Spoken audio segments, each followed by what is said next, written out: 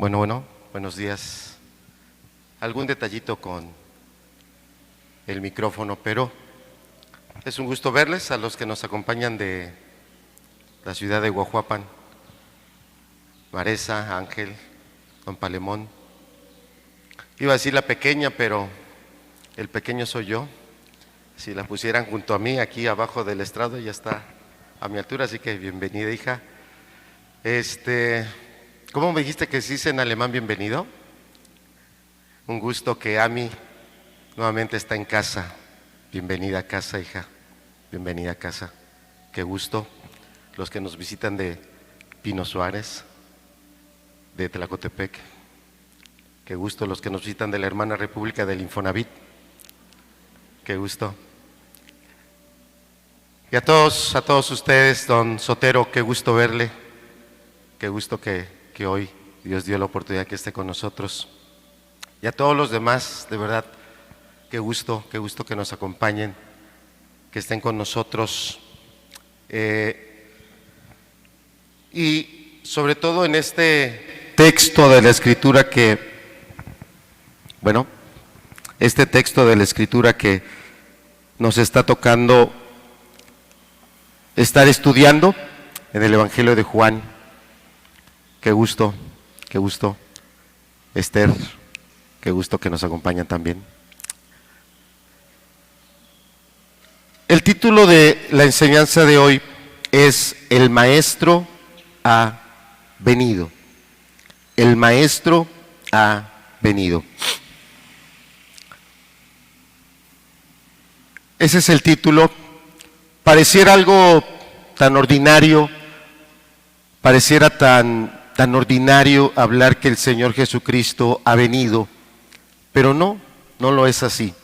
Es algo extraordinario que Dios se haya hecho carne, que Dios, habiéndose hecho carne, Él se hizo siervo de nosotros los hombres y a través de una vida sin tacha, sin pecado, con toda claridad, Él demostró ser el Mesías y de manera totalmente voluntaria subió a una cruz para pagar los pecados de cada uno de nosotros. Entonces pareciera un título ordinario, corriente, pero no lo es. Es algo extraordinario que el Señor Jesucristo haya venido. Vamos a la siguiente diapositiva, por favor, Elías. Juan el apóstol y también evangelista, en su evangelio él presenta siete momentos en el que el Señor Jesucristo, Él se revela como Dios mismo. Si cualquiera de nosotros piensa que Jesús es solamente un gran personaje, si alguno de nosotros piensa que Jesús, llegó a ocupar pues una posición destacada, pero no miramos que Él es Dios, Dios mismo hecho carne, cualquier concepto, lugar que le demos a Jesucristo, por muy elevado que sea, es un concepto incompleto, es un concepto totalmente inadecuado. El día de hoy hay personas que andan en las calles tocando puertas, que ellos no aceptan esta revelación divina del Señor Jesucristo. Ellos lo ponen como un gran personaje, como alguien que vino y hizo una obra importante, pero no lo ven como lo que Él se reveló en la Escritura, como Dios mismo. Entonces Juan el evangelista pone estos 7 momentos donde el Señor Jesucristo se revela como yo soy. Decíamos en una de las enseñanzas anteriores que cuando alguno de nosotros a sí mismo se presenta como yo soy un buen ingeniero, yo soy un buen artesano, yo soy un buen empresario, en nuestra cultura el que uno se presente de esa manera no causa conmoción, pero dentro de la costumbre judía, esa presentación, yo soy, es una presentación divina. Y es una presentación que solo Dios puede usar. Es un título que solo tiene derecho Dios. Cualquier persona que usara esa expresión era totalmente inapropiado y era obviamente esa persona objeto incluso de una pena de muerte. Y el Señor Jesucristo no rehusó revelarse como lo que Él es. Él es Dios hecho carne. Ahí están los pasajes, por ejemplo en Juan capítulo 6, verso 35, no lo busque, solo anótelo. Él se revela como el pan de vida. Él dice, yo soy el pan de vida. Y fue motivo de un intenso debate con ese grupo multitudinario donde claramente dice en el verso 66, Juan capítulo 6, verso 66, que muchos dejaron de ir con él como discípulos, lo abandonaron. Es el momento donde el Señor se vuelve a los apóstoles y también les dice, bueno, ¿ustedes también me quieren abandonar? Y es el momento en el que ellos dicen, Señor, ¿a quién iremos? Solo tú tienes palabras de vida. Pero tal vez hoy Jesús no es para ti el pan, no es el alimento. Prueba de ello, es muy sencillo. Te alimentaste toda la semana de películas. Jesucristo no es el pan. Te alimentaste toda la semana de música mundana para bailar, para trabajar, porque tú sin ese motor no andas, no funcionas. Jesús no es tu alimento, el mundo es tu alimento. Jesús no es el pan de vida.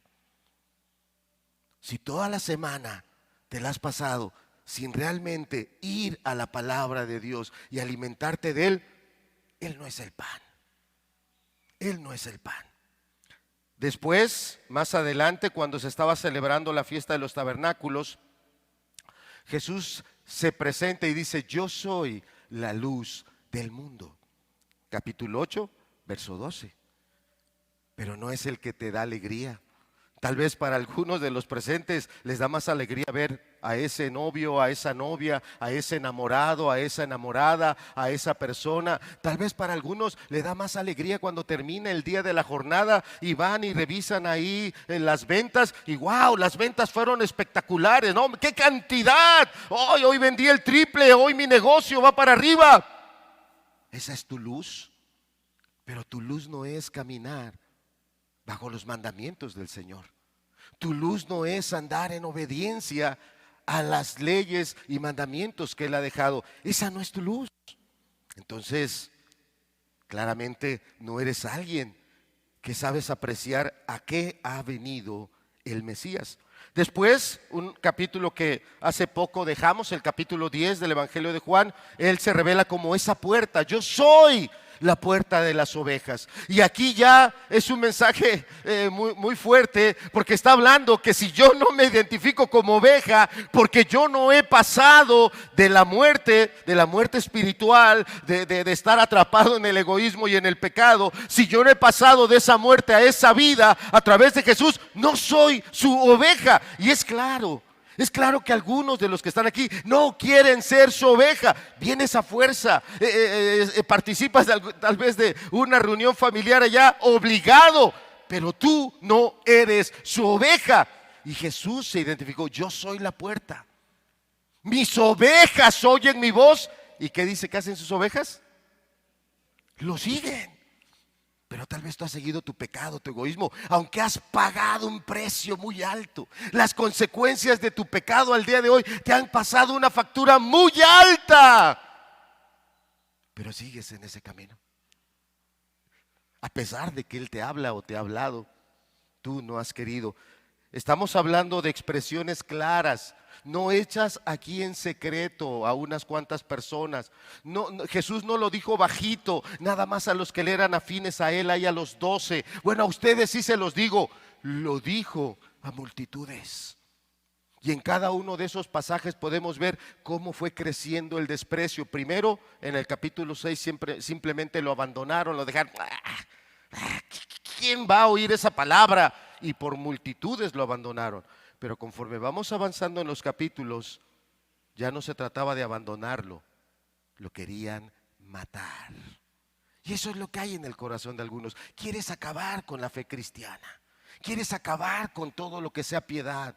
Si algún día alguien te comenta de otra persona, oye, pero mira aquella persona, no, pero, y tú empiezas luego como a hacer leña, no, pero ese le ha regado, este también, me quedó mal en esto, y empiezas tú a atacar todo lo que sea de Jesús, todo. Dice ahí en el Evangelio de Juan, capítulo 10, verso 11, que va relacionado con la puerta, que Él es el buen pastor, el pastor de las ovejas. Y como digo, no fueron expresiones, declaraciones que Él hizo solo un grupo privado y con voz bajita, la hizo totalmente abierta. Y usted puede leer esos capítulos y darse cuenta cómo la gente agarraba piedras y ya lo querían matar. Él no escondió nada. Jesús no vino a esconderse. Jesús vino a demostrarte con toda claridad quién es Él. Pero tú no lo has querido seguir. Tú no has querido obedecer. Más adelante, la que estuvo compartiendo nuestro hermano Rogelio la semana pasada, y si no ha escuchado la enseñanza, ahí está en la página de Facebook de la iglesia. Yo le animo a que le escuche. Una enseñanza que bendice. Una enseñanza que nos lleva a preguntarnos a quién me parezco. ¿Realmente me parezco a Jesús o no me parezco a Jesús? Y no es una obra que tengamos que hacer por cómo nos peinamos, por cómo nos vestimos. Es una obra que hace el Espíritu Santo, haciendo que vayamos creciendo en la gracia y en nosotros se forme ese verdadero carácter cristiano. Él es la resurrección y la vida. Ese es el quinto yo soy. El quinto. Faltan dos porque Juan el evangelista o el apóstol dio 7. Te estoy poniendo aquí los 5, por eso el sexto no está, porque no nos vamos a adelantar. Tampoco está el séptimo, que no nos vamos a adelantar. Pero esos yo soy ya fueron exclusivos para los discípulos. Estos fueron abiertos. En estos Jesús se te ha revelado. Si usted ha venido y ha estado escuchando las enseñanzas, para ti han sido esos yo soy. Jesús te ha dicho a ti, yo soy el alimento que tú necesitas. Jesús le ha dicho a usted, yo soy la luz que tú necesitas, que te alumbre, que te dirija, que te dé la cobertura. Yo soy esa puerta por la que tú necesitas entrar para que encuentres verdadera vida. Cualquier otra puerta por la que tú te introduzcas, la del materialismo, la de la libertad sexual o cualquier otra puerta por la que tú te introduzcas, no vas a encontrar vida. Vas a encontrar esclavitud, vas a encontrar desgracia, vas a encontrar muerte, vas a encontrar degradación. Cualquier puerta que tú atravieses, al principio tal vez lo disfrutes, al principio tal vez digas, yo sí soy el que está disfrutando la vida. No, por eso Jesús dijo, el que entra por esta puerta entrará y saldrá y hallará pastos, tendrán vida. Y hoy los creyentes, aunque estén atravesando muchas dificultades, tienen verdadera vida. Tienen verdadera vida. El que no, mira nada más, mira tu interior. Sé honesto contigo mismo. Estás amargado, estás amargada. Estás llena de resentimientos. Estás llena de desesperación. Estás atrapado en una vida egoísta. Tu vida no tiene propósito. Un propósito real, genuino y espiritual. Y Él es el buen pastor. Tal vez has seguido otras ideas, tal vez has ido tras otras corrientes. Bien dijo Él ahí en el capítulo 10 del Evangelio de Juan, verso 10, el ladrón no vino sino para hurtar y matar. Y si tú eres alguien que de veras eres una persona que razona, que quiere analizar las cosas, date cuenta que hay una conjunción en cada cosa. El enemigo está haciendo una, pero le va a agregar la otra y después le va a agregar la otra y va a acabar con tu vida. Él no está jugando, esa es su intención. Y ahí dice Jesús, yo he venido para que tengan vida y para que la tengan en abundancia. Y no está hablando de vida material, no te equivoques. Jesús no vino a llenarnos los bolsillos. Jesús no vino a que tuviéramos o tuviésemos cuentas y cuentas. No que esté mal la prosperidad. Yo no estoy hablando en contra de la prosperidad material, que tenemos libertad para ello. Pero si ese es tu único objeto de vida, esa es la única razón por la que te levantas todos los días, tendrás tus graneros llenos. Pero en la gracia, en el reino de los cielos, está vacía tu cuenta. Está vacía, no hay nada. Siguiente diapositiva. Son 7 yo sois. Siguiente. También Juan, el apóstol y el evangelista, nos dan 7 señales, nos habla de 7 milagros para que usted pueda tener en claro. Ya Jesús se presentó y le dijo: yo soy Dios hecho carne. Yo soy ese Mesías que vino a hacer la obra de Dios. Pregúntate, ¿realmente te has vuelto en arrepentimiento, en fe y obediencia a ese Mesías que se ha presentado, que ya se ha presentado y ha dicho: yo soy? Tal vez no. Tal vez sigues en tu vida egoísta. Tal vez tú te dices discípulo, pero no lo eres porque no estás haciendo lo que Dios pide que hagan sus discípulos. Entonces no lo eres. No lo eres. No eres su oveja, no sigues su voz. Yo no te tengo que convencer. El Señor dijo: por sus frutos. ¿Cuáles son tus frutos? Si eres oveja, están los frutos de oveja. No lo eres, por más que te digas, no lo eres.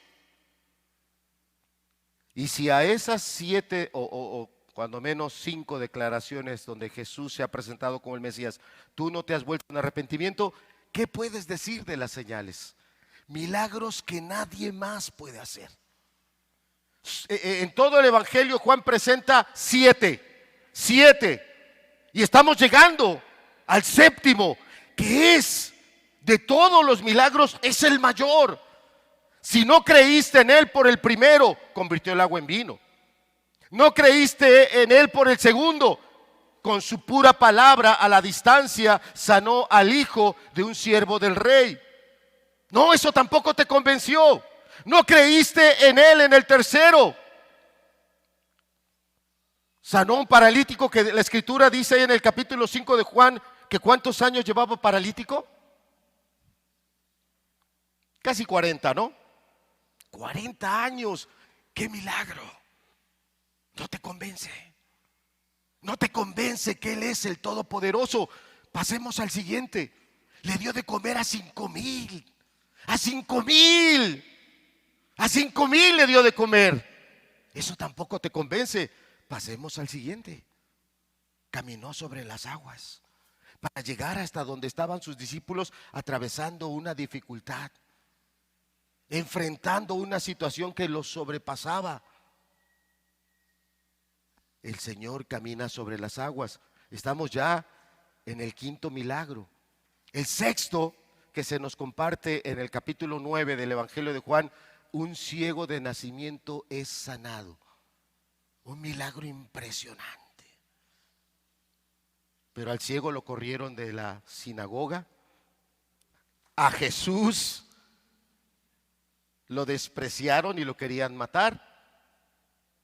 Por más señales que él hacía, la gente no se volvió a él en fe, en obediencia. Y estamos en el capítulo 11, entrando al último, al más grande.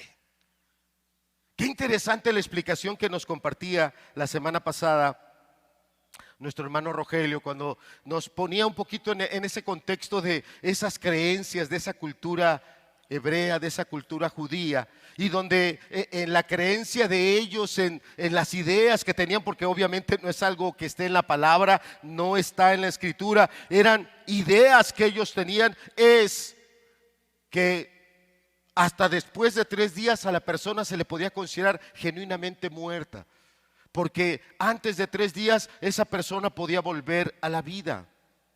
Y el día de hoy, a través de la medicina, entendemos que hay algunos problemas de salud o algunos fenómenos, vamos a llamarlo así, o condiciones muy especiales que se dan, que una persona queda como muerta pero no está realmente muerta, y que de repente puede volver a la vida. Entonces la idea de ellos era que durante esos 3 días el espíritu de esa persona, el alma, andaba alrededor de su cuerpo, y si se daba la oportunidad regresaba al cuerpo y la persona volvía a la vida. Con esto, ¿qué queremos decir? que la intención del Señor Jesús era que no hubiera malas interpretaciones, que no se pensara que Lázaro a lo mejor no estaba muerto, a lo mejor fue algo por ahí arreglado. No, Él quería que quedara totalmente claro que Él estaba muerto. Y eso es parte de la siguiente predicación. Hoy no vamos a llegar a eso, pero cuando el Señor dice que se quite la piedra de ese sepulcro, ¿cuál fue el comentario que le hicieron? ¿Por qué no era tan prudente quitar la piedra? Porque ya qué, eso dice ya hiede. Eso quiere decir que ya estaba totalmente ese cuerpo en ese proceso de descomposición. No lo vamos a poner aquí. Tal vez no es algo que tenga que ver todo el público, pero vaya ya a casa o a un lugar donde tengan computadoras, póngale ahí proceso de descomposición de un cuerpo de 4 días de muerto y va a ver cómo ahí le va a poner una leyenda. Las siguientes imágenes pueden herir susceptibilidades y no te lo va a poner luego, te va a pedir que tú le des otro clic ahí porque te van a poner escenas que son muy fuertes. Y es muy fuerte ver un proceso de descomposición de un cuerpo humano. ¿Cómo avanza ese proceso de degradación a las 24 horas, un día? ¿Cómo avanza ese proceso de degradación a las 48 horas, 2 días? ¿Cómo avanza ese proceso de desintegración a las 72 horas, 3 días? Pero aquí no eran 3. ¿Cuántos dijimos que eran? 4 días. Era más que evidente, está muerto. Entonces, estamos entrando a este milagro. Todo lo que hemos venido compartiendo nos tiene que ir preparando para entender el milagro. Vamos en el Evangelio de Juan, no está en la diapositiva, así que le voy a pedir que vayamos en la Biblia al capítulo 11, verso número 28, y vamos a leer del verso 28 hasta el verso 32 nada más. Evangelio de Juan, capítulo 11, verso 28 al verso 32. Dice, la parte anterior la predicó nuestro hermano Rogelio la semana pasada. Continuamos en el verso 28. Dice, habiendo dicho esto, está hablando de Marta.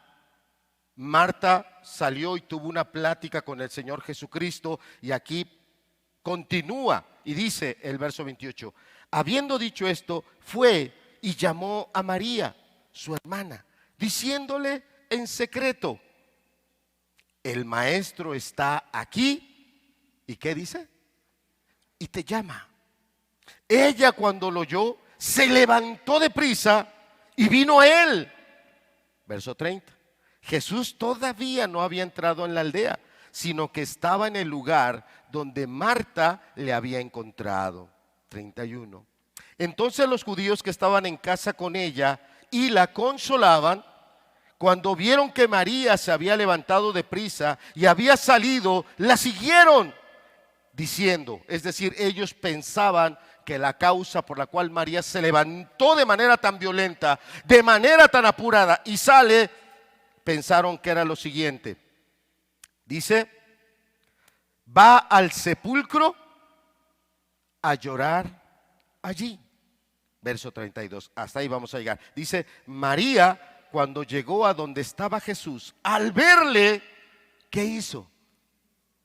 Se postró, se arrojó, se aventó a sus pies, diciéndole, Señor, si hubieses estado aquí, no habría muerto mi hermano. Las mismas palabras que su hermana Marta, versículos atrás, también le había hecho al Señor Jesús. No es un reproche, no es una confrontación, era una expresión del corazón. Era ese quebrantamiento que ellos tenían. Si el Señor hubiera estado, si el Señor hubiera estado, si el Señor hubiera estado. Era algo que ellas tenían. Siguiente diapositiva. Vamos a hacernos esta pregunta. Es importante, porque el texto lo leemos rápido. Pero no estamos entendiendo a veces lo que está sucediendo. ¿Quién vino? Marta termina esa conversación con el Señor Jesús, va a buscar a su hermana María y en secreto, ¿verdad? En secreto ella le dice: el maestro está aquí. Note, es importante que note, que usted tome nota, tome cuidado, que no llegó corriendo, que no llegó a una exclamación en voz alta: Jesús ya llegó, Jesús ya está aquí, te está llamando, sal a recibirlo.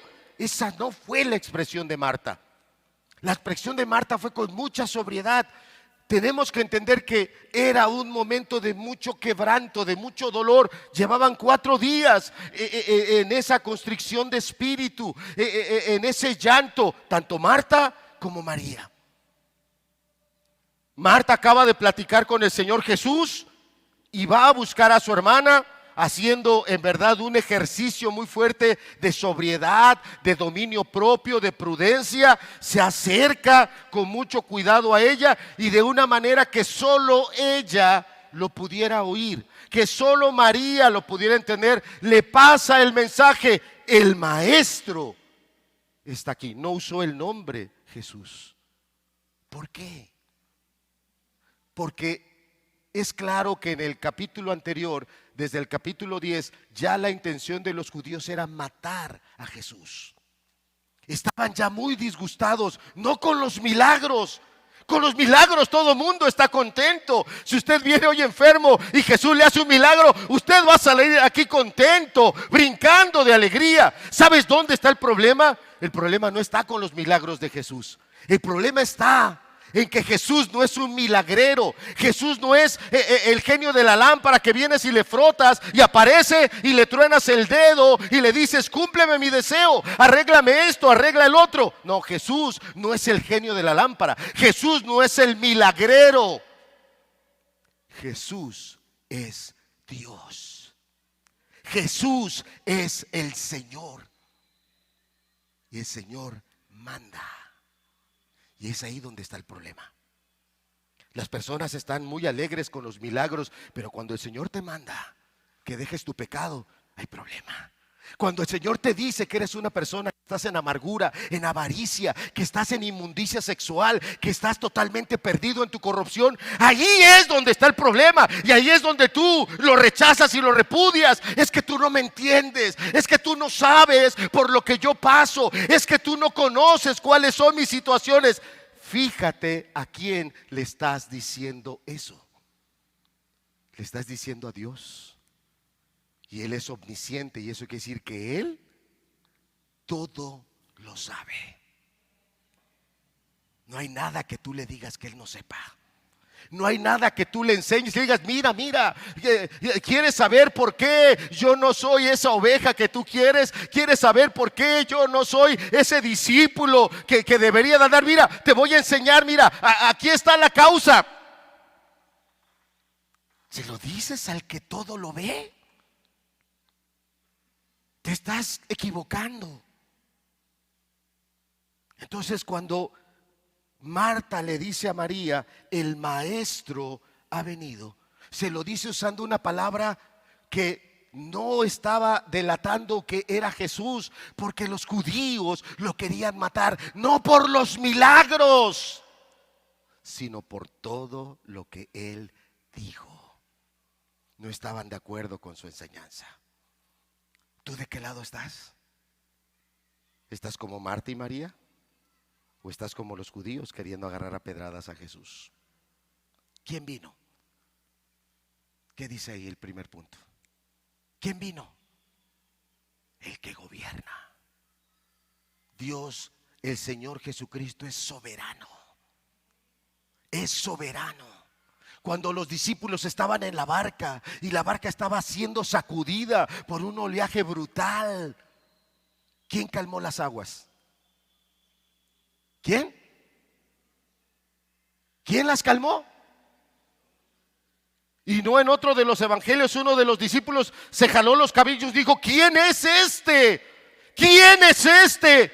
Que aún los vientos y los mares ¿cuántas veces el Señor Jesús le tuvo que decir al mar, aplácate? Dígame, ¿cuántas veces el Señor Jesús le tuvo que decir al mar, aplácate? ¿Cuántas veces? Dígalo fuerte, ¿cuántas veces? Dígalo fuerte, ¿cuántas veces? ¿Por qué tú no te aplacas cuando el Señor te dice, ya aplácate?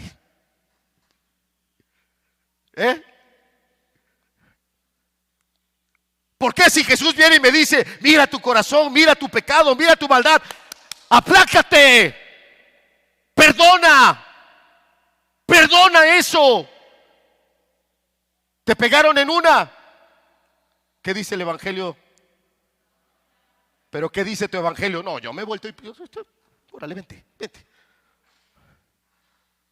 Ese es tu evangelio. No sabes quién vino. No sabes quién vino. Vino el que gobierna. No vino un títere.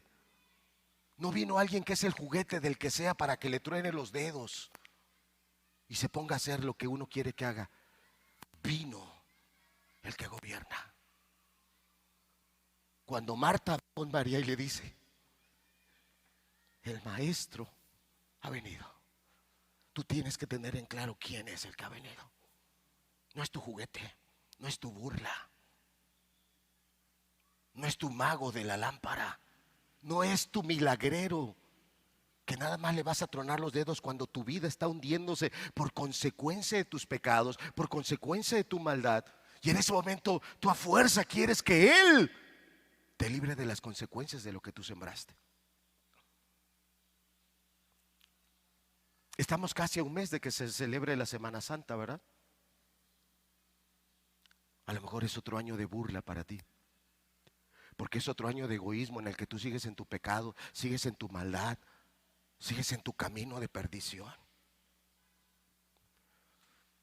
Y hace más de 2000 años que Él murió en la cruz por tus pecados, pero para ti no ha venido.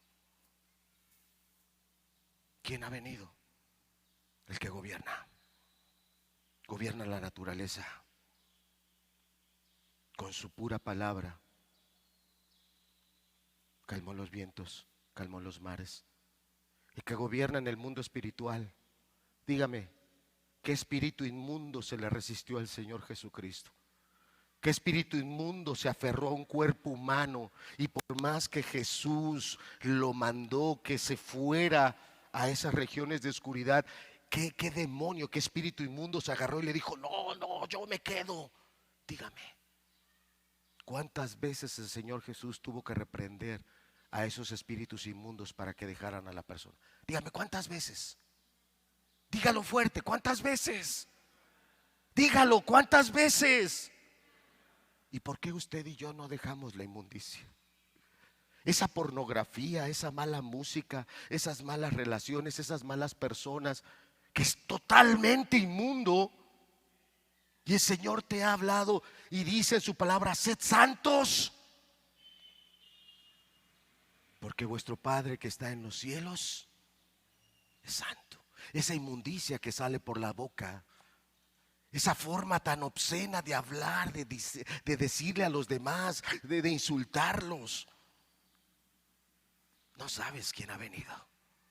Ha venido alguien que gobierna con toda autoridad. Porque Él es el soberano, no hay otro.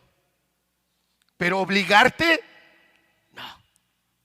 Él nunca te va a obligar. Si tú te vas a rendir, es porque reconoces quién ha venido. ¿Quién ha venido? El que gobierna a su iglesia. Aquí no mandamos nosotros. Aquí no somos nosotros los que decimos qué se hace, cuándo se reúne la iglesia o para qué se reúne. Aquí está en su palabra. Él es el que manda. ¿Qué hizo María cuando oyó este mensaje? Verso 29, si me acompañas.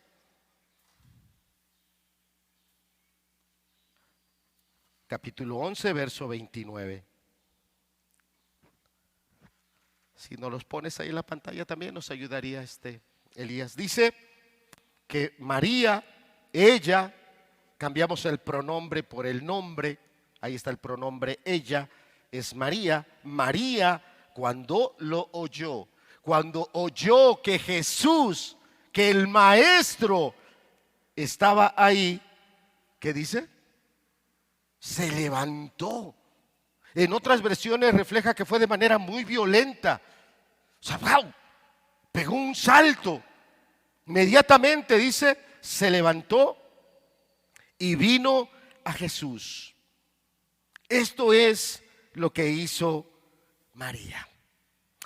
Continuamos, verso 30, dice: Jesús todavía no había entrado en la aldea, sino que estaba en el lugar donde Marta le había encontrado. Entonces los judíos que estaban en casa con ella y la consolaban, cuando vieron que María se había levantado de prisa y había salido, ¿qué hicieron? La siguieron diciendo: va al sepulcro a llorar ahí. Esta parte, amado, refleja varios aspectos que son muy importantes en la cultura judía. En la cultura judía, cuando alguien moría, diríamos, la población era muy solidaria. La población se acercaba. Aquí dice que ya tenía 4 días que Lázaro había fallecido, más adelante, y desde esos 4 días ahí había estado, no uno ni dos, una gran multitud. Comentaristas como Alfred Hedersheim, que es un judío cristiano, que comenta de las costumbres que se tenía o se tiene todavía entre algunas de ellas entre los judíos, dice que aún la familia más sencilla, aún la gente más humilde, o sea, de condición económica muy humilde, contrataban a personas que tocaran flautas, que tocaran flauta. La flauta era el instrumento que más se usaba en los velorios, en los sepelios. Entonces contrataban flautistas que estuvieran tocando melodías acordes a ese momento de duelo. Eran contratadas las personas. Pero también, aunque la familia era humilde, contrataba, así lo dice el comentarista, a plañideras, es decir, a hombres o mujeres que les pagaban para que fueran a llorar. Porque dentro de la idea que ellos tenían, entre más se le llorara a esa persona que había fallecido, eso reflejaba el amor, el aprecio, el valor que esa persona había ido adquiriendo a lo largo de su vida. Y un pasaje como este nos refleja que tanto, bueno, esta casa en Betania, la casa de Lázaro, que estaba fallecido, y de sus 2 hermanas, Marta y María, nos refleja que eran personas de una posición económica notable. Ahora, no nada más es esto. Recuerde que cuando empezamos a leer en el capítulo 11, el evangelista Juan dice algo de una de las hermanas del Señor Jesús, algo que en la narrativa de los hechos no ha pasado, pero que en el momento en el que Juan escribe el evangelio, que lo escribe por ahí entre el año 80 y el año 90, era algo que ya había pasado. Y una de esas hermanas de Lázaro había comprado, dice, un perfume. ¿Y ese perfume era de qué? Era un perfume muy fino. Pero no solo era fino el perfume, sino que además el envase en el que estaba era un envase muy especial. Era un envase muy especial. ¿Usted cree que un perfume que cuesta 100,000 pesos va a estar medio litro en una botella de estas? No, está una loción, ¿verdad? La loción, sí, no tiene ese precio y estará en un volumen impresionante. Pero un perfume tan fino, de un costo tan alto en la elaboración. Y el texto más adelante en el capítulo 12 dice que una de esas hermanas toma ese perfume y ¿a quién se lo derrama? ¿A quién? Con ese perfume unge al Señor Jesucristo. Y uno de los discípulos dice: vendido rápido, vendido baratito. ¿En cuánto se podía haber vendido ese perfume? ¿Y era cuántos? Cerca de 300 denarios. El salario de 300 días de trabajo. porque un trabajador trabajaba por un denario al día. 300 días de trabajo. Y eso muestra, estamos en este punto, que esta familia tenía recursos, tenía posibilidades. Y al tener esos recursos, es claro entender que probablemente ellos hayan contratado no 2 flautistas, hayan contratado a más personas que estuviesen ahí acompañando en este tiempo de duelo, tocando estos instrumentos. También, dadas las costumbres judías, es muy probable que no hubieran contratado 1 o 2 personas plañideras que llegaran a llorar. Es probable que hubieran contratado más personas. Entonces, en este pasaje, cuando estas personas dicen, acompáñame al final del verso 31, dice, la siguieron diciendo. Final del verso 31, si no lo pones, Elías, por favor.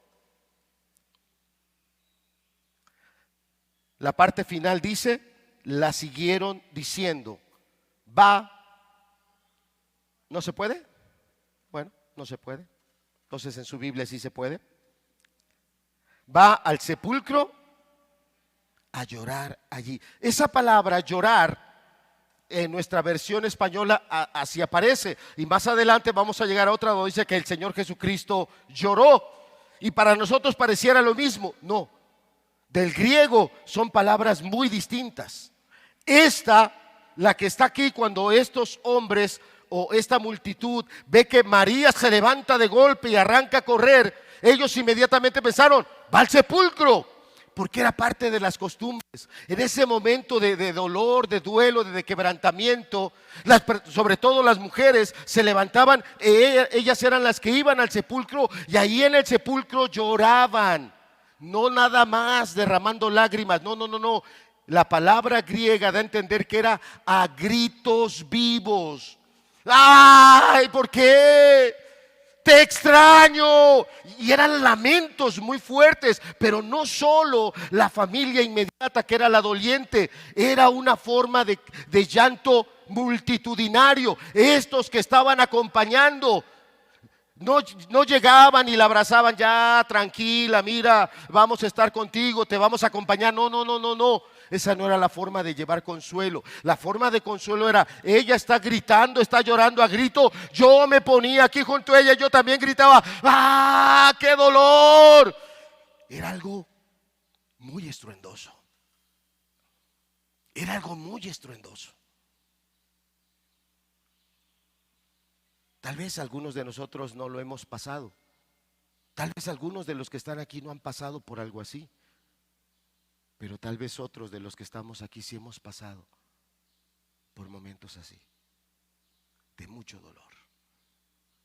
En todas las ocasiones que el Señor me ha permitido acompañar a hermanos en el fallecimiento de un ser querido, de un hermano o hermana de la iglesia, yo tengo claro que el momento más duro es cuando a ese ser querido se le pone en el sepulcro. Es un momento muy fuerte.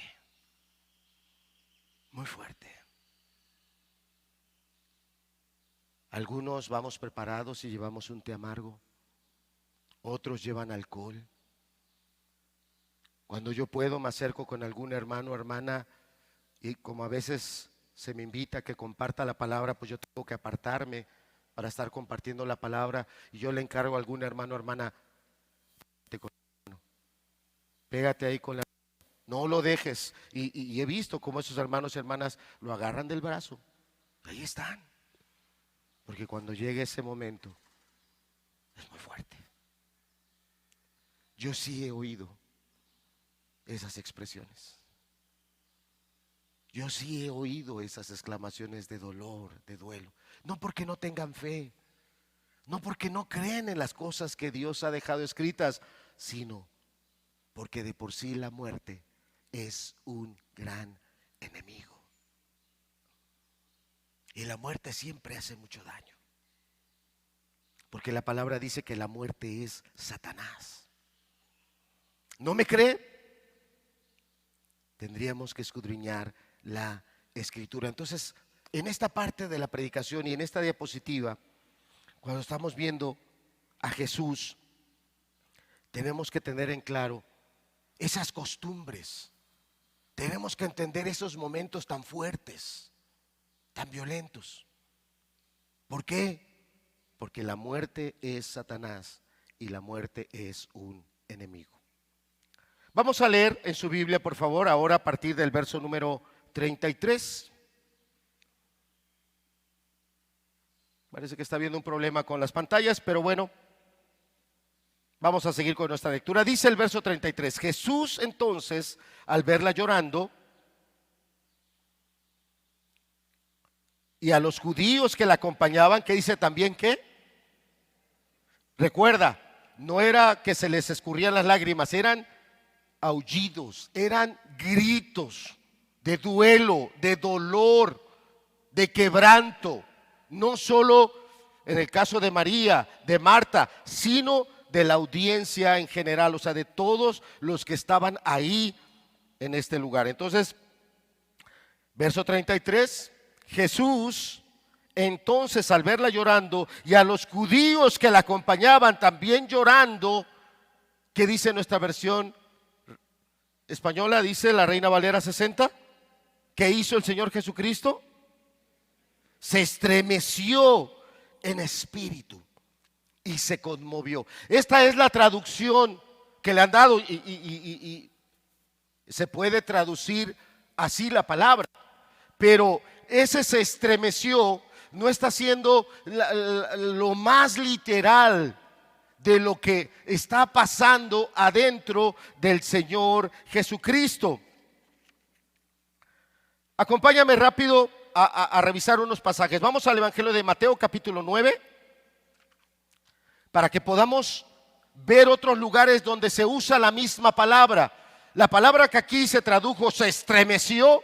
Vamos a ver en el capítulo 9, verso 30, Evangelio de Mateo, capítulo 9, verso número 30. Dice así: son dos ciegos que son sanados milagrosamente por el Señor Jesús. Los dos ciegos acudieron a Él, el Señor Jesús obró en su poder y les devolvió la vista. Y fíjese lo que dice en el verso 30: y los ojos de ellos fueron abiertos y les encargó rigurosamente. Esa expresión, encargó rigurosamente, es la misma palabra griega que en Juan capítulo 11 se está traduciendo se estremeció. En el griego clásico, esa palabra se estremeció, habla, gracias hijo, se usa más como cuando un animal resopla, cuando un animal hace un bufido. Puede ser un toro o otro animal que saca de una manera muy brusca el aire que tiene en su interior y de repente nosotros nos sorprendemos por esa manera en la que ese animal está sacando ese aire, sobre todo un toro. Entonces, esta palabra se usa cuando alguien saca una expresión de adentro, como un resoplido, pero tiene que ver con indignación. Sí, está teniendo que ver con una emoción muy fuerte, que en la Reina Valera la ponen se estremeció. Pero lo que está pasando ahí es que el Señor Jesucristo está entrando en una indignación, no con los que están llorando, no malinterpretemos. No se está indignando con Marta o con María porque están en este momento de quebrantamiento, no. Lo que no hemos alcanzado a distinguir es que el Señor Jesús se está preparando para la batalla final con su último enemigo. Por eso, si vamos a la primera carta a los Corintios capítulo 15, en la primera carta a los Corintios capítulo 15 el apóstol Pablo dice que el postrer enemigo que será destruido, ¿quién es? La muerte. Y la muerte es Satanás.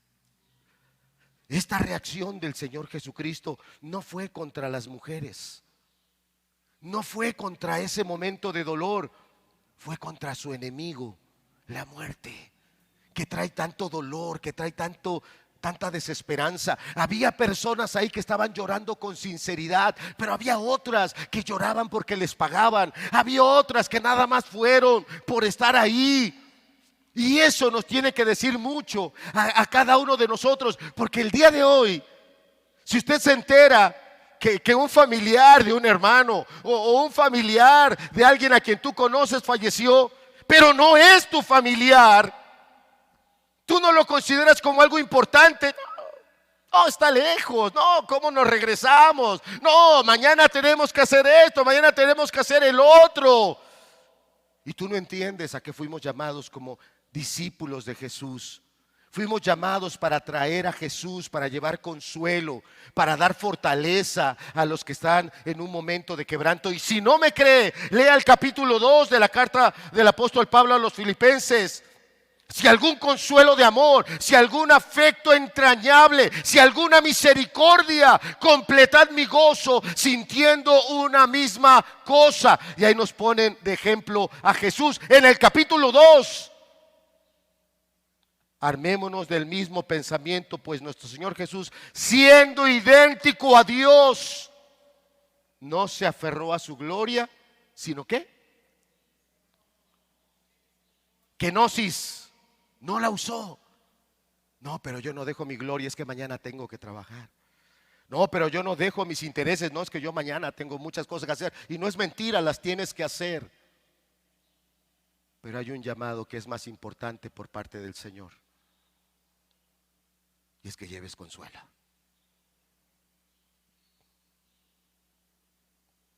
¿Lo has hecho? En lo que va de este año, ¿cuántos mensajes has recibido de que alguien ha fallecido, pero no fue tu familiar?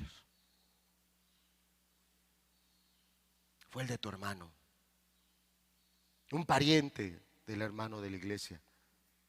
Y tú no consideras, tengo ahí un llamado. Como dije, alguien se puede considerar una oveja, pero no lo eres. No estás viendo lo que el Señor Jesucristo vio. Cómo su peor enemigo ocupa esos momentos para traer desesperanza, para traer dolor, para traer gran angustia. Y el Señor se indignó. El griego clásico diría que Jesús ahí bufó como si fuera un toro.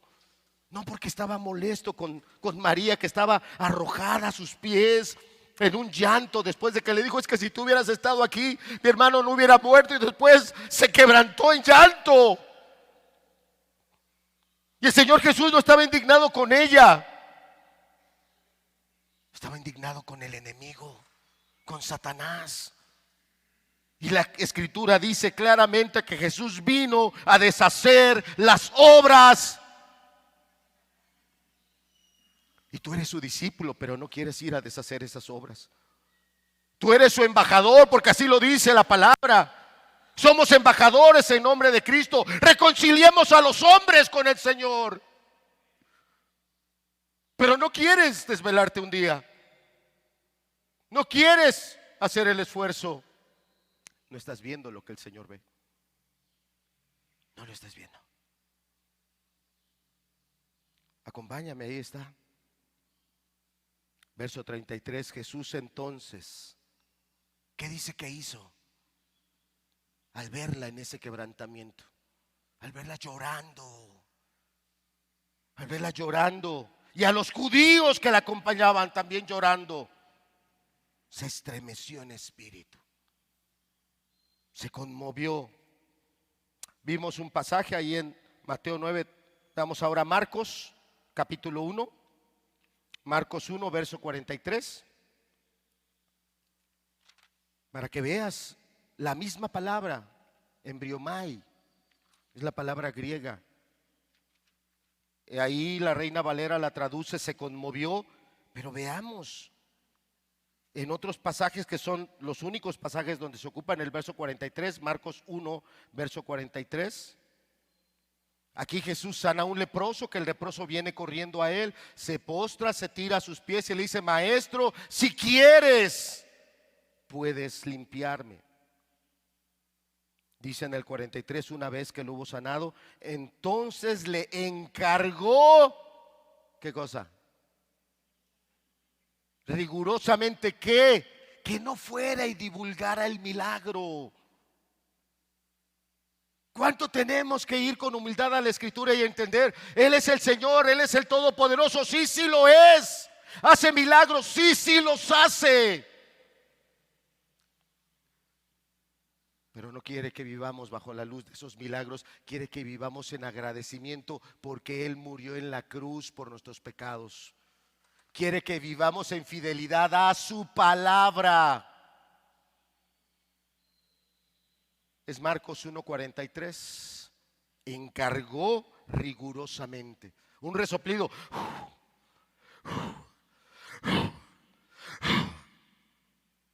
Está poniendo toda su energía en ello. No lo estés diciendo. No, porque estaba molesto por haber hecho ese favor, haber hecho esa obra, porque sabe cómo somos como humanidad. Queremos nada más el milagro, queremos nada más lo bonito, pero nos cuesta obedecer. Último pasaje, ahora aquí en Marcos capítulo 14, verso número 5. Dice así, Marcos 14:5. Es ese momento donde el Señor Jesucristo es ungido por esta hermana de Lázaro. Y dice en el verso 5, aquí los discípulos están reprochando porque podía haberse vendido por más de 300 denarios y haberse dado a los pobres. Y esa palabra que dice, y murmuraban contra ella, es esta palabra judía, embriomai.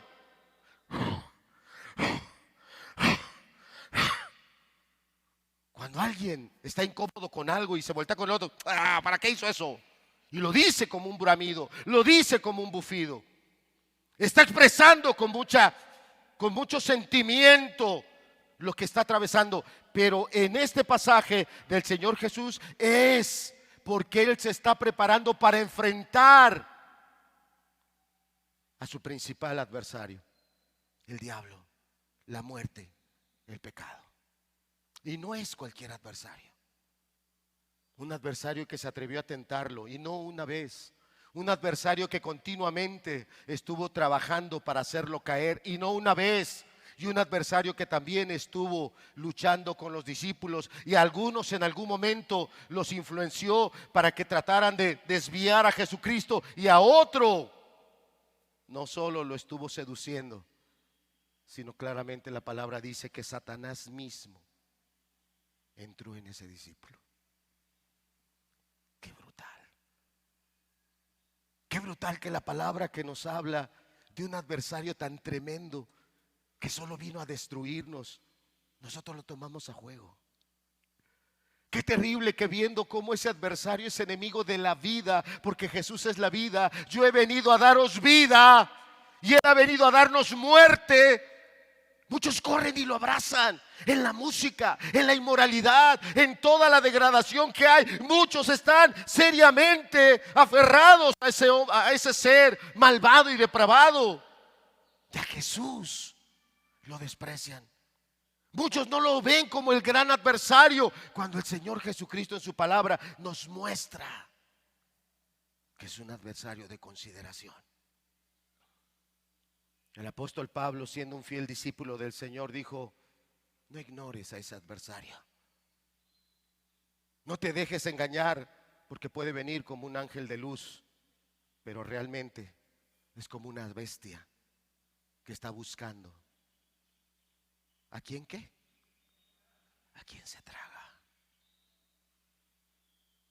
Y no lo has visto así. ¿Cómo vino Jesús? Siguiente diapositiva.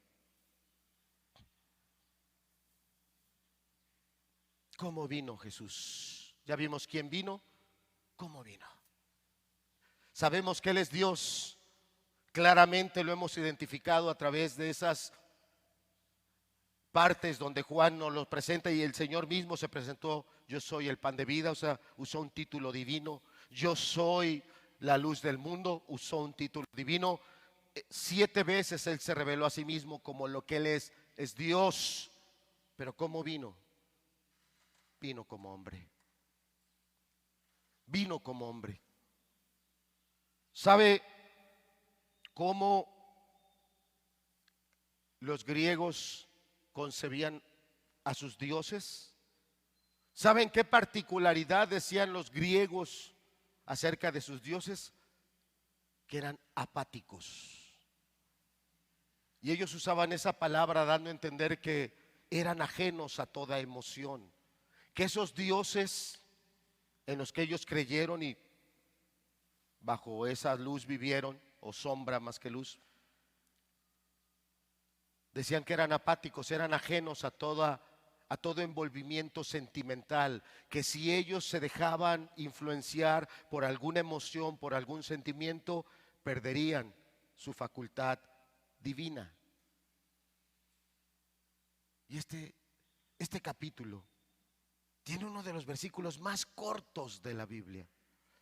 Algunos de los presentes tenemos mucha dificultad para memorizar versículos completos, qué libro, qué capítulo, qué versículo. ¿Cómo tenemos problemas para memorizar la palabra? Pero fíjese cómo es Dios, que teniendo misericordia de nosotros, nos pone el verso más corto de toda la Biblia. Y en el verso más corto de toda la Biblia, Dios revela que tiene sentimientos. Porque dice que Jesús lloró. Es el verso 35. Si me acompañas. Verso 34 dice: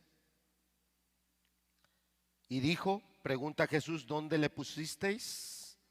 Le dijeron, Señor, ven y ve. Verso 35 dice, Jesús lloró.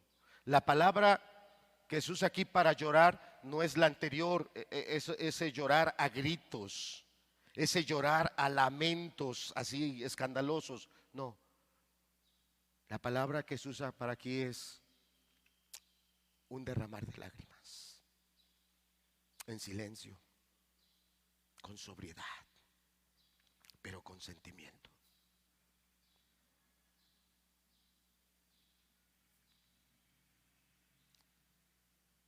El Señor estaba delante de una escena terrible. Un pueblo al que Él se le había revelado desde el Antiguo Testamento. Un pueblo al que Él le dejó todos sus mandamientos.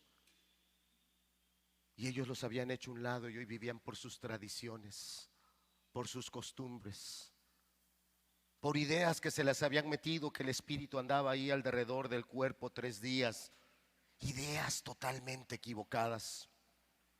Viendo cómo el enemigo se había levantado y había arrastrado a generaciones y generaciones al pecado de incredulidad, al pecado de religiosidad, al pecado de avaricia, porque había gente que ahí que por intereses económicos estaba ahí llorando. Y este fue un momento donde el Señor Jesucristo lloró. ¿Sabe que cuando el Señor Jesucristo vino y pisó esta tierra, lo voy a decir así, a mí, si me equivoco, por favor me corriges, pero hasta donde yo he entendido, cuando el Señor Jesucristo pisa esta tierra y Él empieza a predicar, los grandes filósofos ya, la época de los grandes filósofos ya había pasado, ¿cierto? Es cierto. Esos grandes pensadores, pensamientos que hasta el día de hoy han llegado a nosotros y pensamientos que de tiempo en tiempo tal vez alguien toma y le ayudan para tener un enfoque o un impulso en su vida. Ya habían pisado esta tierra los grandes filósofos cientos de años antes. Y vino un hombre. ¿Dónde nació Jesús? ¿En dónde? ¿En dónde? Dígalo fuerte, ¿en dónde? En Belén, pero ¿en dónde? ¿En qué lugar? Todos sabemos que fue en un pesebre, ¿verdad? Ah, que no sea 24 de diciembre, porque qué cosas hacemos para tratar de recordar que Él nació. Nació como hombre, de la manera más sencilla, de la forma más humilde. Necesitó de un padre y de una madre que lo cuidaran. No porque fuera indefenso, siempre fue Dios. pero para poder tener una identidad plena con usted y conmigo. Fue verdaderamente hombre.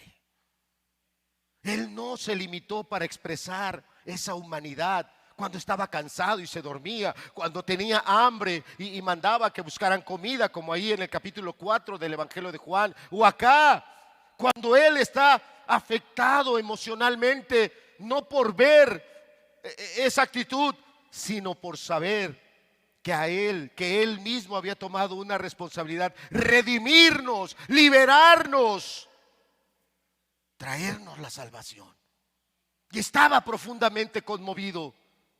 Se puso a llorar al ver el grado de degradación espiritual. Qué pasaje que nos refleja claramente que él vino como hombre. Y cuando nos toque ver que murió en la cruz, fue eso. Murió, dio su vida.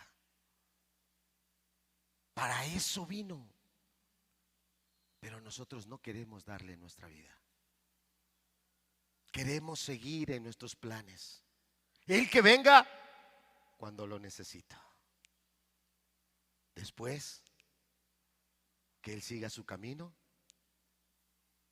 y yo sigo el mío. ¿Cómo vino? Como Dios. 7 yo soy, de los cuales hemos visto 5, nos faltan 2. Yo soy el pan de vida. Yo soy la luz del mundo. Yo soy la puerta. Yo soy el buen pastor. Y yo soy la resurrección y la vida. No solo resucita muertos de 4 días.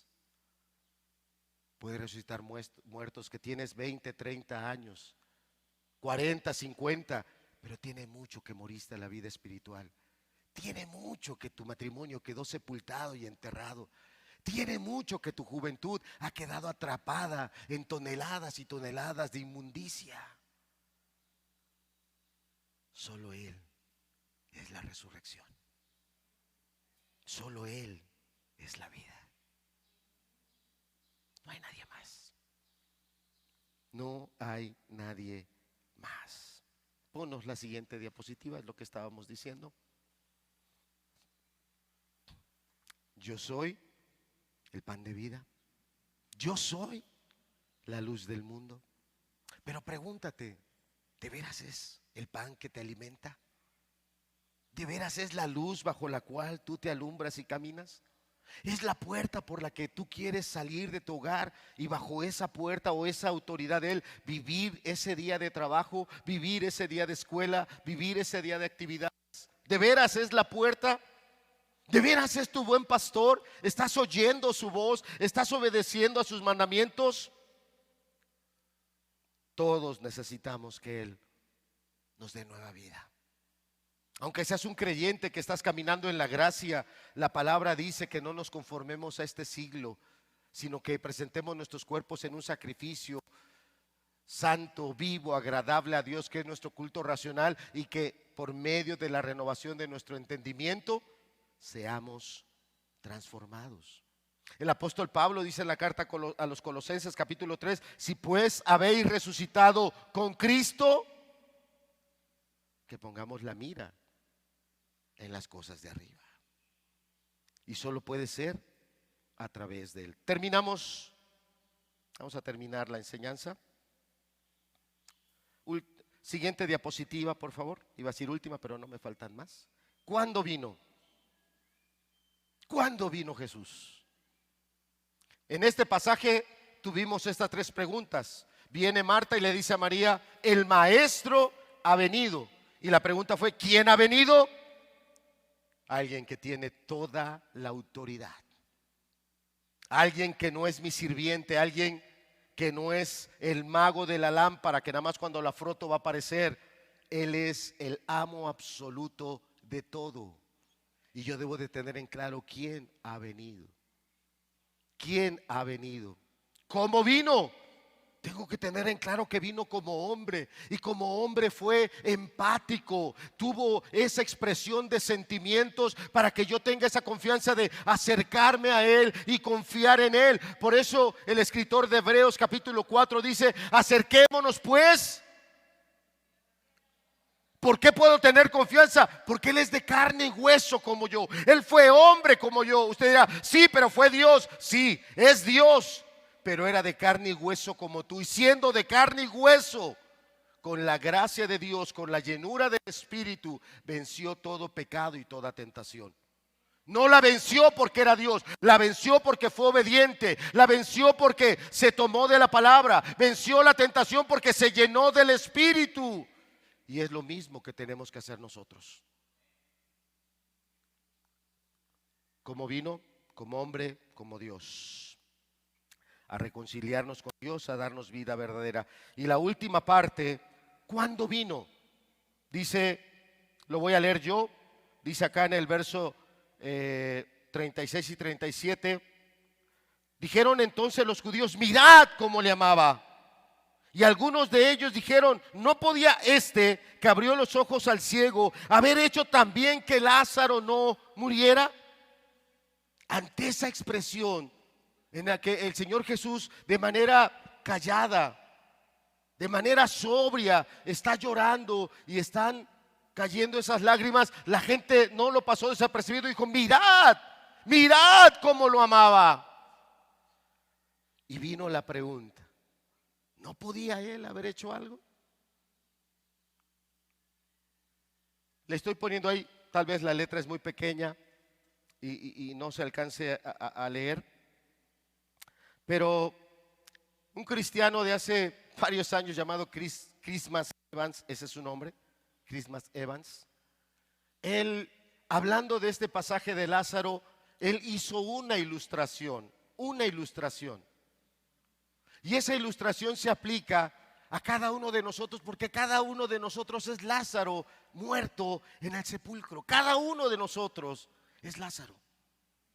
Solo que hay algunos que no les importa. Estás muerto en tus delitos y pecados, estás muerto en tu maldad, estás muerto en tu egoísmo y tú ahí quieres estar. Pero creo que hay otros que sí les preocupa ver que están muertos, ver cómo su matrimonio se está haciendo pedazos, ver cómo nuestros hijos van por caminos que no son realmente los que deberían de ir, ver cómo siguen cada vez más esclavos al pecado y a la maldad. Hay quienes se dan cuenta que están muertos en sus delitos y pecados, pero no les importa. Pero hay otros que sí les importa. Christmas Evans hizo una ilustración donde hablaba de 4 hombres que quisieron hacer algo por Lázaro.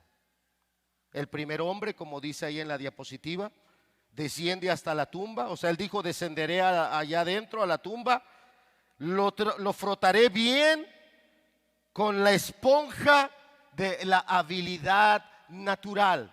¿De qué estaba hablando aquí este predicador? Que nos cuesta entender que el único que nos puede dar vida es Jesús. Él es el pan de vida, no hay otro. Pero a algunos les cuesta entender y piensa: no, yo con mis habilidades naturales puedo vivir. Yo voy a ser una buena persona, yo voy a ser un buen profesionista, yo voy a ser un buen negociante, yo voy a ser bueno en esto, bueno en el otro. Y piensas que con la moral o con las habilidades naturales vas a revivir. Y en esta imagen este hombre entra y dice: voy a frotar a Lázaro con la habilidad natural. Lo voy a frotar con estas líneas muy humanas. ¿Y sabes qué pasó con Lázaro? Siguió muerto. No estamos levantando una siguiente generación de creyentes, pero nos estamos conformando pensando: bueno, pero va a ser una buena persona. No, está muerto.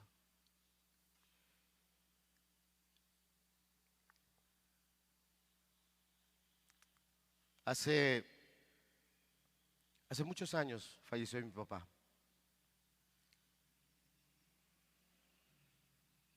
Él, por muchos años de tomar y de fumar, dañó terriblemente sus pulmones.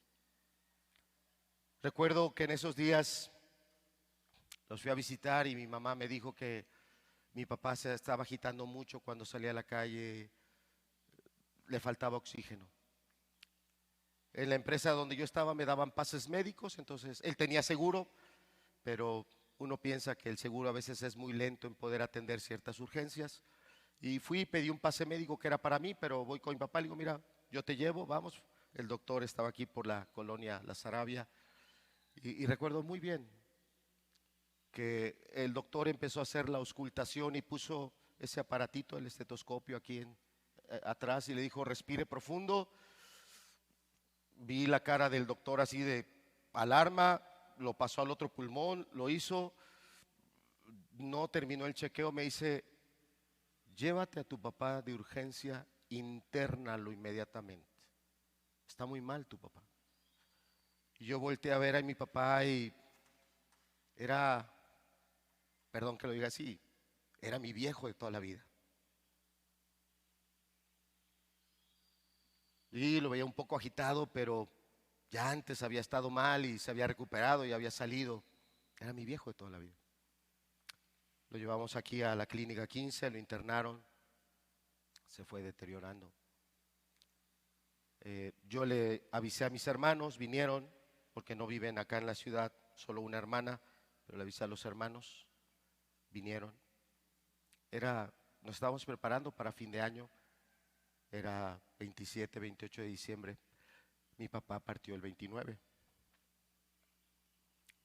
Ese día me tocaba a mí cuidarlo en la noche. Mi hermano salió, dice, ¿sabes qué? Me voy a descansar, cualquier cosa me hablas. Dije, sí, manito, yo me quedo aquí con papá. Usted conoce ahí cómo es la clínica 15. Estaba yo sentado, yo veía cómo mi papá se iba poniendo más mal. Le habían puesto el aparato ese que marca los latidos del corazón y de repente el aparato marcaba que el corazón empezaba a latir más de 200. Y de repente se quedaba una línea, el corazón dejaba de latir. Y yo cuando veía eso en el aparato volteaba a ver a mi papá y yo veía su rostro, sí, le costaba respirar, estaba pasando un muy mal momento, el peor. Pero yo lo veía que estaba vivo y dije, en mi cabeza pensé,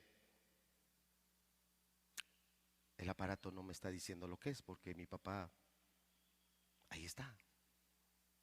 Y mi anhelo era, se va a poner bien. Siguió poniéndose mal. Mi papá estaba sumamente agitado aún con la mascarilla, el oxígeno, se agitaba, no podía respirar. Nunca se me va a olvidar. Entró una doctora y me dijo, su papá está muy mal. Debería de llamar a la familia para que se despidan de él. No lo acepté. Yo volteé a ver a mi papá y yo trataba de darle ánimo. Ánimo, papá. Pasó un rato, regresó la doctora. Ya le habló usted a su familia. Digo, no, no, doctora, háblele.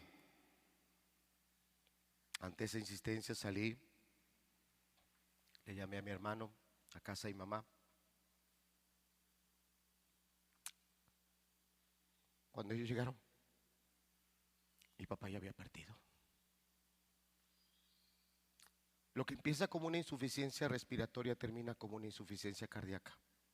Llega el momento en que el corazón late muchísimo, pero ya no aguanta y se para.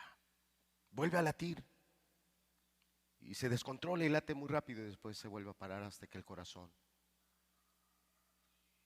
se detiene por completo.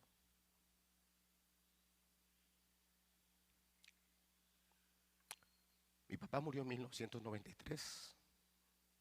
Nunca se me va a olvidar. Nunca. Creo que así pasa cuando la palabra nos dice que estamos muertos en nuestros delitos y pecados, pero yo vuelvo la vista y veo que es joven. Yo vuelvo la mirada y digo, bueno, pero es que le está yendo bien en estas cosas. Y no estoy viendo lo que Dios ve. Lo estamos viendo lo que Jesús vio ahí. No solo vio muerto a Lázaro, vio mucha gente que estaba muerta en sus delitos y pecados. Se conmovió, se quebrantó, porque nadie los podía arrebatar del reino de Satanás. No hay poder humano que pueda rescatarlo, no hay habilidad humana que pueda rescatar a nadie del reino del pecado. Solo había uno. Pero para hacerlo, él tenía que dar su vida. Y estaba dispuesto. Estuvo dispuesto a morir por ti y por mí. Lo dio todo. De su nacimiento ponemos luces, ponemos esto, ponemos el otro. ¿Y cómo nos acordamos? De su muerte de rapidito, nada más porque me dan solo 2 días de descanso. Cuando lo que él quería era que celebráramos su muerte. Porque él dijo: haréis esto en memoria de mí.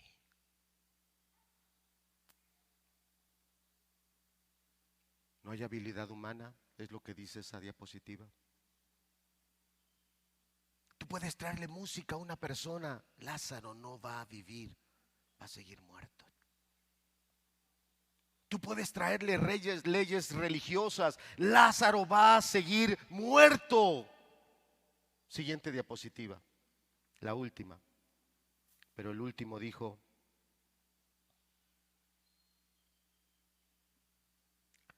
iré a buscar al Señor Jesús.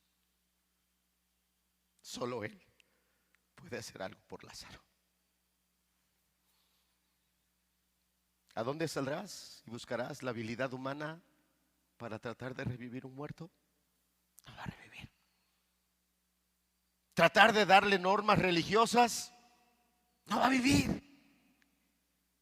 Ponerle música para que se ponga bonito el ambiente, no va a vivir. Y en esta ilustración que desarrolló Chris Matt Evans, el último hombre decía: voy a ir por Jesús. Él puede hacer algo por Lázaro. Y puede hacer algo por Lázaro como lo hizo. Pero puede hacer algo también por ti, por mí. Te platiqué esto de mi padre porque cómo nos cuesta reconocer la muerte. Qué contrarios somos para poder verla. Y hoy tal vez estamos viendo a nuestros hijos perdidos en el pecado, pero no los vemos muertos. Qué equivocados estamos. Nadie sabe que nuestro matrimonio está hecho pedazos porque salimos y todo el mundo nos ve que aquí estamos.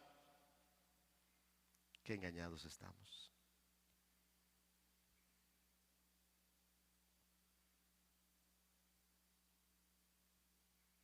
¿Por qué se conmovió el Señor? Por esto. Por ver multitudes que estamos en el reino de la muerte. Y no vamos a Él. No lo buscamos, no lo obedecemos. Y Él es el único que puede darnos vida. Todavía no obra el mayor milagro. Todos estos mensajes han sido para ir entendiendo por qué Juan puso este milagro como el sello de los otros 6. Para que no quepa duda quién es el que hizo este milagro.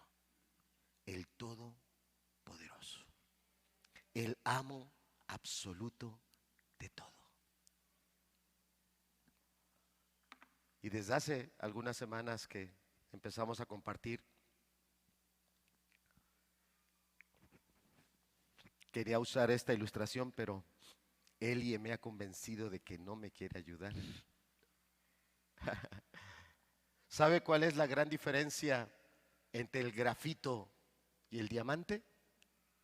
Tienen los mismos materiales, que de hecho es carbón, enlaces de carbono, pero uno es grafito, es carbón, es el lápiz con el que escribimos. Y algunos lápices le sacamos punta y ya viene rota y le vuelves a sacar y ya viene rota y de repente un lápiz de ese tamaño te queda una cosita así, ¿cierto o no? Pero ¿sabe qué es lo mismo que un diamante? Solo que ya me explicó Elia, y voy a usar su explicación, que la estructura que tiene el carbón es que, diríamos, son enlaces que vienen de manera lineal, entonces son capas de carbón. Acá está una capa de carbón, aquí está otra y así. Ese es el carbón. Por eso se deshace tan fácil. El diamante, que es lo mismo, hay mayor unión, mayor adhesión. Y por eso la diferencia, ¿verdad?, entre un diamante y un lápiz. Sabe que a través de esas pruebas y dificultades es que nos unimos fuertemente a nuestro Salvador. Sabe que a través de esa purificación para verlo a Él como Él es, aún a través del dolor, dejamos de ser ese material tan común y nos volvemos algo tan especial. Dios no quiere que seamos carbón. Dios quiere que seamos esos hijos especiales, esos creyentes que a pesar de las dificultades, esas dificultades solo han servido para unirlos a su Señor. No falte el siguiente domingo. No falte, porque Lázaro va a resucitar. El milagro más apoteósico, la maravilla más extraordinaria va a suceder el siguiente domingo. Y hay que venir con esa disposición de poder ver quién ha venido. El Maestro ha venido. ¿Y sabe qué es lo más importante? No se va a ir. Se lo digo, vino para quedarse, porque Él es el Señor. Y nosotros somos su pueblo, somos su iglesia. Lo necesitamos día con día. Vamos a cerrar nuestros ojos. Padre, te bendecimos. Te bendecimos, Señor, porque enviaste a nuestro Señor Jesucristo. Te hiciste carne, Señor. A nosotros nos costará y nunca entenderemos cómo es que eres un Dios en tres personas, pero eso eres. Y aunque nuestra mente no lo entiende, la palabra, la historia da testimonio irrefutable que te hiciste carne y que el que tú vinieras fue para traer tu reino. El reino de los cielos se ha acercado. Padre, gracias. Gracias porque viniste a darnos vida y vida en abundancia. Permite, Señor, que hoy todos los aquí presentes podamos mirar a Jesús como debemos verlo, como Dios, como el soberano, pero podamos ver y apreciar también su humanidad, que expresaste tu humanidad para que nosotros pudiéramos acercarnos con confianza y buscar ayuda y oportuno socorro. Que así sea, Señor. Gracias, Padre. Gracias por cada persona que hoy ha venido, los que vienen de lejos, los que vienen de cerca. Que sea tu palabra la que les bendiga y les anime a escuchar y a seguir de manera fiel a su buen pastor. Gracias, Señor. Gracias por tu palabra. Gracias en el nombre de Cristo Jesús. Amén.